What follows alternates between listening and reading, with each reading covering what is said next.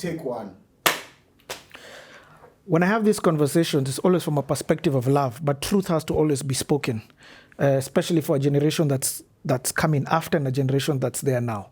So, DNA, before we switched over, I want us to have this secular gospel conversation. From my perspective, I've only done gospel, so I have a full understanding of how to make money here, where you can make money, where you can't make money. But now, for the first time, I'm comparing it to secular. So, for example, clubs. We have clubs versus churches. Those are venues where people come and gather over different times. In churches, you're being given an honorarium. If you are lucky, if the church is wonderful, they'll give you 10 Gs. Normally, they don't pass 5 Gs, and majority don't pay. But they'll give you a platform to sell your music to the audience. So you know there's going to be 1,000 people, 500 people, 400 people in that audience after, because this is your art, this is what pays you. That you make money. And then clubs, tell me about clubs. Clubs is straight business. Somebody walks in, they are going to spend money. For sure. They'll eat, they'll drink. That is the whole premise of hii kukutana. Church kuna mse ameenda kupata your nourishment. Easy place of business like that. So those assumptions of there's 1,000 people who go to Mavuno, so if you sell 50 CDs, hiyo ni hesabu upepo. It doesn't work like that. People have not come here for that. So you can run yourself into a loop assuming that you have consumers na hauna. In fact, that thing shows you una consumers. Hakuna. Bro, take a desk hapo. Church tunaonaga wasee wengi sana. I've seen so many authors come and go. Yeah. You come, you press up books, you're saying, hey, mazika nida, hey, church iko na watu wengi. And also be real, in church, the broke guys come, rich guys come. By the time you're paying entrance in a club and you're going to spend this time, it's already a certain demographic that has been agreed. The people who are coming here, in the shughuli wana come. Okay. In the club, you'll not sell CDs, but you can sell ringtones. Like Skiza. Oh, for real? Yeah. So you do that?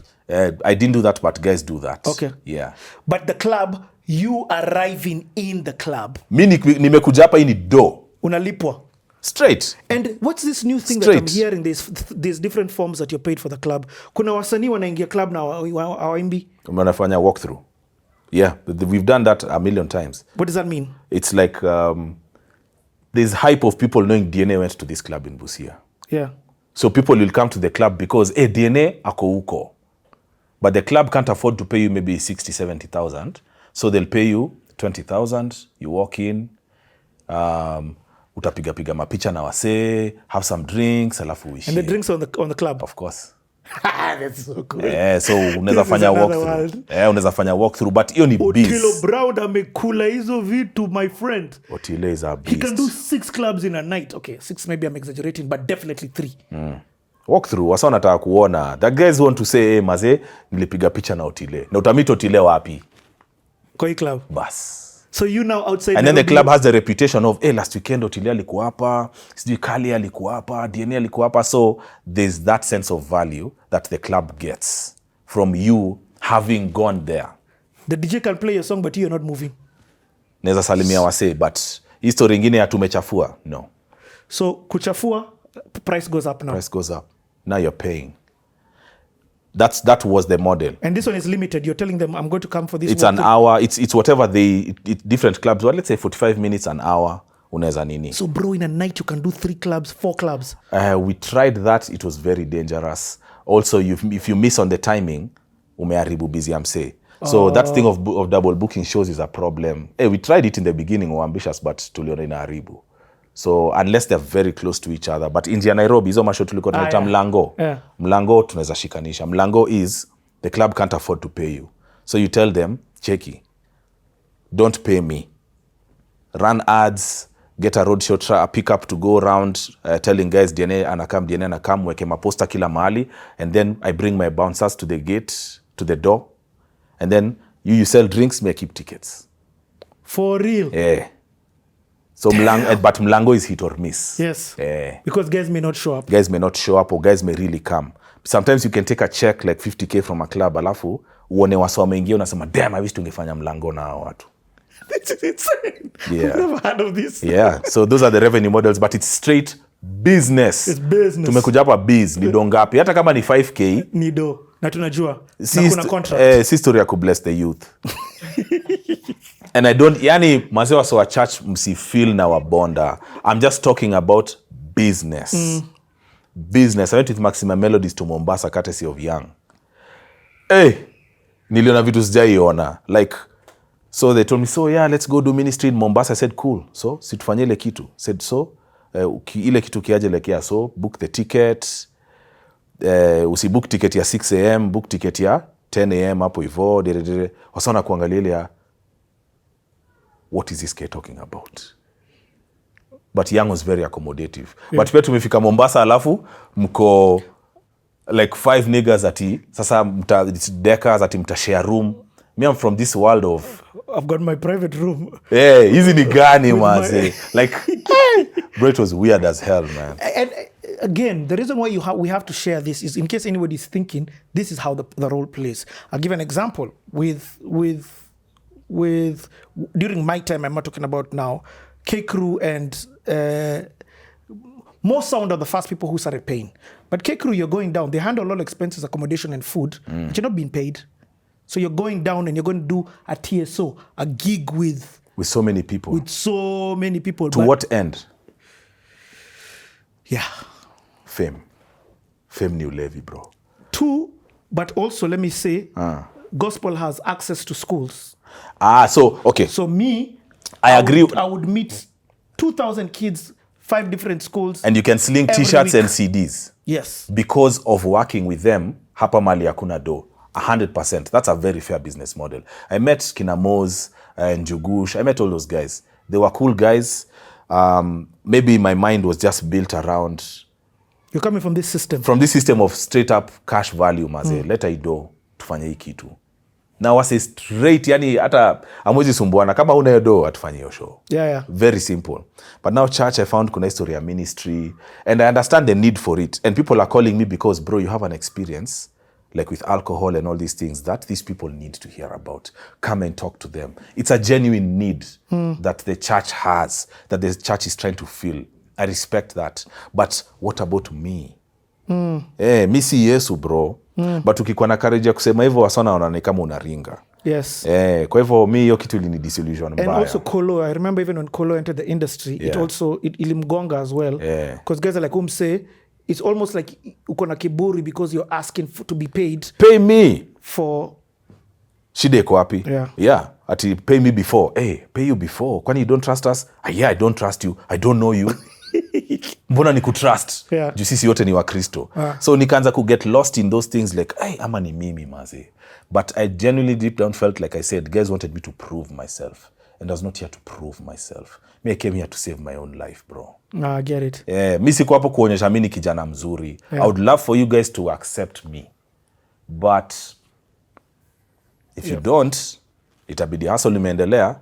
And that's why now I'm sitting here watching the Jubilee Party launch. Last one.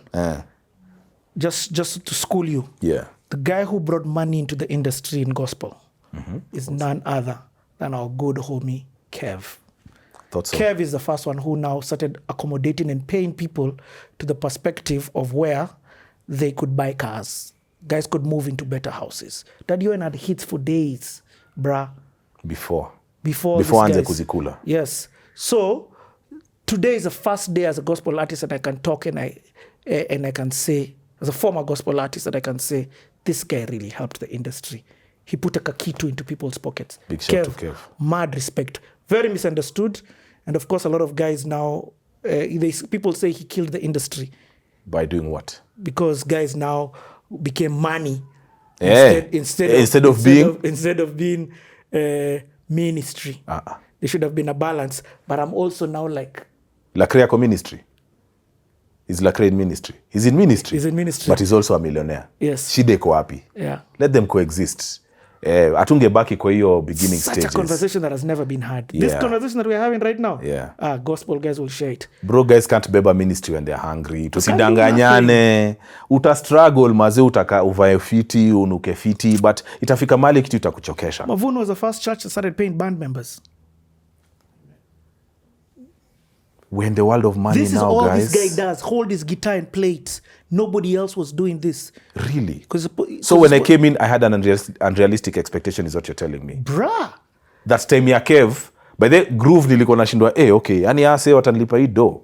Kev changed the industry. Before Kev, there was no business. Unless you are Ben Gidai, those guys on the ground or ringtone. You get what I mean? Using accessibility to get revenue. Urban, there was no money. Bruh. Damn, that's crazy. So then I've always had a head for money since I was a kid. So I rejected all those things when I couldn't understand why. Mbona mimi na G minus na niku plus. And it's not the love for money, because sometimes that's what's thrown. It's not love for money. Because that's what's thrown. Ahum say na love do. Newsflash guys, tuko kwa dunia ya pesa. Ebu ambia landlord wako bro, cheki nililipo na exposure jana, wacha nikupitishie text, I write for your text. Instead of an MPESA message, na kutumia message imeandikwa exposure. Ebu jaribu one vile utaitwa mwenda wazimu. We're in a world of money, bro. It's a tough convo, and a few gospel guys will shoot me down, but then it's hitting me that, oh my God, me, I was lucky my head was chanukad into digital, so I had other revenue streams. But as a musician, I wasn't eating from the music. And what did God say? God alitupea hizi talents zitu feed. Zitu feed. Si ukwe urban legend alafu uishe hivo. He was a good guy, he helped the youth. Hakuna kitu kama hiyo, bro. Waso walipwe. Studio costs money. Videos cost money. Everything costs money. So before we talk about your exit, what would have kept... So this financial thing was a huge reason for you to leave. Of course.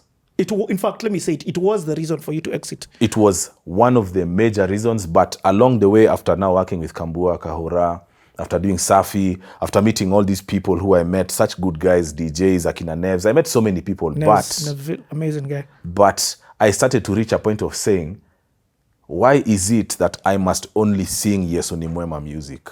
Aha. Hiyo kitu ilianza kunikula. Like, mi napenda God, ndio. But the guys who are like me, who are going through the hell me I've gone through, it's not these clean boys over here at church. Wako huku inje. The guys wenye wanapitia ile kitu mi nimepitia, they are not here. They're out there. So, why should I not be able to praise God and at the same time make my moves? So I started to feel like, I don't know about this. And that's one of the reasons why Maswali ya Polisi is such a clean song. Because I was transitioning out of gospel music, but I still wanted to now lock in. Man, dude, you know, you're articulating some things that have always... when we became Chit Chat, so as a group we became Chit Chat. I remember. Hey, and man. We performed at Mnanibamba ni aje. As Chit Chat, people looked at us because this was the guy who used to sing in the name of Jesus. You, Michelle, Riga, Giuliani had to join. Giuliani, in fact, even Giuliani was affiliate member. No, he was in hip hop with Giuliani, but Giuliani was shut down because alitoka Yesu kuimba hizi vitu zingine. Political conscious songs. At the time, gospel was, if you're not picking up the Bible and reading word for word, it's not gospel. But somebody has to be the pioneer. Somebody has to be hit with the stones. Somebody has to. So I guess I've been that guy for a lot of these things. Yeah, you had a kanji umecha. Kanji anaanza kufunga manyuele nini unaanza kuona huyu ni Mkristo kweli. But we are from a very my doctor calls it Gentile Christianity. He's a very passionate man. He talks about how we are locked into this ni kama yani this Pharisaic kind of behavior of una judge msee based on certain things. Your hair is like this, wewe si Mkristo. You've pierced your ears, wewe si Mkristo. Hizo vitu si godliness. God akwangi hapo. But those are the metrics of hapana. And I understand like from schools like wewe uko na rasta, wewe unakuja kuharibu watoto huku. We don't want you to sing in our school. I understand those perspectives. But at the end of the day, God made each and every one of us. Mwenye akona dredi, mwenye ametobwa masikio, mwenye sijui amekaa aje. All of us are from God. For you to not be accommodating of me because of my appearance means you're more religious than godly. That's what I think. Maybe old people, even me, sasa mimi nianza kuwa mzee. And then there are people I'm seeing dressing up like who are saying, I'm like, hey, hizi nguo mazeni aje. So maybe it's that. And also the line to define secular and gospel was wrong. What I mean by that is, It's a lie. if you're not singing the Bible, you're not singing gospel. Singing gospel. So now you become, and you're bunched in with secular. Yeah. So you're bunched, a love song. But in secular, you're not hitting. A love song to your wife and Kiroro are both the same. You get what I mean? Because you've not said God here. There's only one aspect of God that we believe is worship. You get? Yeah. And one element of the speed of the song and things like that. Yeah. So back to you. These things now start pushing you towards wanting to do straight business, commerce, kitu ina make sense, kitu predictable, not hoping I'll be called and then given an honorarium. Let me ask a question, and this one a lot of Christians would probably ask: were you discipled when you've received Christ? Have you been put under a church and a place that you can? I would not be who I am if it wasn't for Mavuno. Pastor M, shout out to you. Big. Shout out to Kanji. Those guys. Large up to those guys. And for me, I didn't even know it was covering. So because I came from Dunia. But if it wasn't for this guy, mad shout out to Kanji, I would be winging it. So for you, you've come from secular into gospel. Who are you with? Fast and rolling Dolo. Solo. Remember how I met God? Mimi na God. So mi nimeingia hivyo. I've not been shepherded into the faith. Ni mimi na God ilea, God ukinitoa kwa hii shida yangu, mimi nitakuserve. That's how I met God in that instance. One-on-one. So somebody, there's a guy who hit me, called me, told me, I'm apostle who and who. I want you to see me. I want you to come and see me. First I was offended, like, I don't know you, bro. Come and see you as who? As whose spiritual authority? Me apan tambua. And maybe my attitude was wrong. But I came in on my own. I started going to Sitam. Sitam Gong, Mavuno. I used to go to churches, but siwezi kuambia ati nilikana pastor na ni guide. This is the way to go. Okay. No. Okay. And apia I have my dad. And my dad is a spiritual authority. I get it. Yeah, I'm not. Bro, we are going to ruffle feathers, man. It's a ruffle. History ya kujieka chini ya binadamu mwingine can be so dangerous. Because you take on their everything, their perspectives, their motivations. Yep.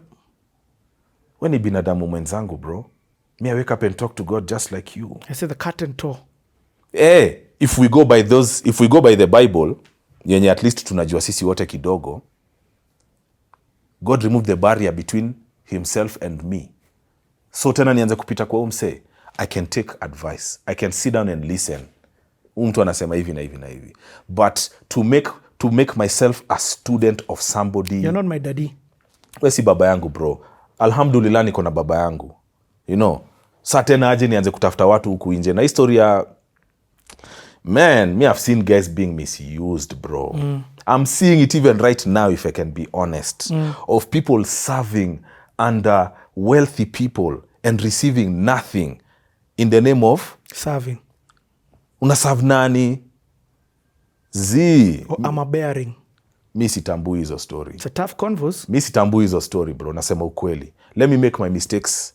I'm willing to listen to somebody, but because of now what I've learned in this life, I go to specific people for specific things. Are you winning in relationships? Advise me on my relationship, which I'm having a challenge with. Are you winning with money? Advise me on how to be a wealthy man. Historia, because uko na cheo fulani, kwa institution fulani, I come to you with certain type of problems or for your guidance. No, thank you. Okay. If you're winning, advise me. If you're winning in that area. So if I want advice about money, I'll go to the big money guys. If I want advice on marriage and relationships, how long have you been married? 50 years. Let's vibe. Let's vibe. Teach me. Nitakuwa mjinga mbele yako nijieke, uniongeleshe. But I can't be under you unless it's something you're winning at. I cannot be under you. I'm sorry. No matter how big your trophies are or your name is, if you're not winning in the field that I want to win in or that I should be in. Always in the advice, raw safi. Haiwezi work. On the flip side, I'll share my experience and say, Mavuno changed my life. That covering for me at the same time. But genuinely, Kanji was winning in music. And business? And before that, I had run for Majid, even Pastor Julian Kula, I'd whatever, because that wasn't the space. The space when I came under Kanji, and hence after that under Mavuno, and it was an abusive relationship. Pastor M was absolutely, it was giving. This guy was trying to pour out his heart and experience. Not to say he's perfect. He's a human. He's a human. Yes. We are all imperfect. But you know why I liked M? Pastor M was one of the most practical pastors I had ever had in my life. After nimeokoka, nimezunguka, kuna mazilot, kuna wase kila aina. But when I heard him talking, it made sense. And Pastor M always talked about that business. He always talked about money. He didn't have this fantasy world of dealing with only spirit na hatuongei vitu real zenye zinanichuna in this real world we are in. He would talk about that paper. That's why, to me, Mavuno resonated so hard. Okay. It made sense to me. And I really enjoyed my time at Mavuno, to be honest. Okay. Hey, this one has been a tough one. I agree. There are a lot of spiritual authorities abusing people under them. But there are also a lot of sheep who are not reading the word for themselves, who think they're still a curtain, and hence why the abusing is happening. The fatherlessness, which to me is the root of all problems in society. Oh, bro, you've nailed it. Fatherlessness itafanya ukimbizane na watu ukitafuta hiyo approval, validation, kutaka. We have a need to be fixed into something. We have a need, an innate need at the primal level, ile level ya unyama. You have a need to have a source. An acceptance from your father. You need to have a source. So when you don't have this the way you grew up, or you didn't have that framework, if you meet somebody mwenye anajibeba in a certain way, anaongea in a certain way, utajifix. Utajipata ndani ya cult. Na utatumika. Hey, bro. That's a very powerful thing. Those days, I still went to one of these famous guys now. Woo! Man, nilienda kwa what is it? Ministry, a fellowship for celebs. Oh, man. One of these pastors was renting a crib. Was it Runda or somewhere? That guy. Hey, bro, nilienda huko. Mi yani nimeona vitu nasema, hey, you guys. Either ni mimi sijui, ama history for me haita make it. So you'll go for a ministry, meet people, but this expectation for me to be under you, maze siwezi. Unless you're winning in that space. Where are your mentees? Where are your wins? Ndio nijieke chini yako. Show me people who have been under your wing and they've gone far. I can see people who have been around Kev Mole who have gone somewhere. Yeah. Nikijifix chini ya umse, there's a chance of success. So no. This is such a hard conversation, and this one can go on for 50 years. Yeah. But I'm understanding your transition now back to secular. I can understand the place that you are with this gospel. Let me just end and say, even God himself had to speak to his son and tell him, this is my son who I am well pleased with, before his son started ministry. Because even Jesus needed to hear that from his father. When you're out on the street, and you find somebody who has a problem and your heart is moved to solve that problem, to kuthank na pia na thank God. God is using people to pass his blessings. They don't just rain from the skies, sindio? It's true. So, tusitumiane vibaya. Just because I'm young and I'm coming up, I also have needs just like you. So that system of your reward will come from the heavens. Thanks, no thanks. Thanks, not. Hey, bro. Again, I say tough conversations, but conversations that need to be had. Opinions that need to be shared. Truth that needs to be shared. Take it or leave it. That is his truth. So what happens now? Let's talk about this transition. So it's campaigns. I'm watching TV on a Sunday afternoon. Life imeniskuma mbaya. I'm seeing all these guys picking up checks. I'm saying, Maze, it's easy checks. Why was I doing this again? And then I started scheming. Immediately, I need to do a comeback in secular music.